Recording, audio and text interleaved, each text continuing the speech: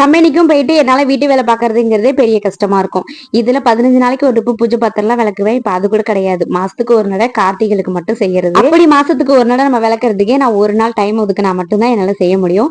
இனி அந்த கவலை நமக்கு கிடையாது. ரீசெண்டா நமக்கு இப்போ அனுஸ்மார்ட்ல இருந்து பூஜை கிளீனிங் லிக்விட் நமக்கு அனுப்பி வச்சிருந்தாங்க. இந்த பூஜை லிக்விட நம்ம கைகளாலே எடுத்து நம்ம அப்ளை பண்ணலாம். கைக்கெல்லாம் எந்த ஒரு எரிச்சலுமே கிடையாது. நான் நிறைய பாத்திரங்களை இந்த லிக்விட வச்சுதான் நான் விளக்கி இருந்தேன். ஃபர்ஸ்ட் இந்த பூஜை பாத்திரத்துல நம்ம எடுத்து அப்ளை பண்ணி பார்ப்போம்ட்டு ஒரு பக்கம் மட்டும் நான் பார்த்திருந்தேன். ரெண்டு பக்கத்துக்கும் நல்லா டிஃபரெண்ட் தெரிஞ்சிருந்தது. பல பலன்னு ஆயிடுச்சு.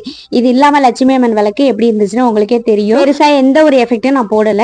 அப்படியே கம்பினார் வச்சு அந்த லிக்விட தொட்டு அப்படியே தேய்ச்சி விட்டதுதான். தேய்ச்சி விட்டு ஊற வைக்கணும்லாம் தேவையே இல்லை. உடனே தண்ணியில அலசிட்டோம்னாவே போதும். நல்லா ஒரு துணியை போட்டு தொடச்சு விட்டுறணும்.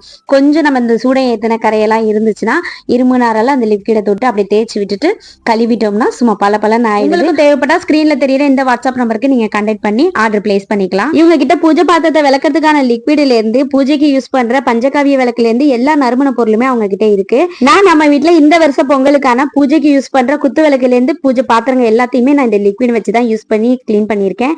Okay friends, by.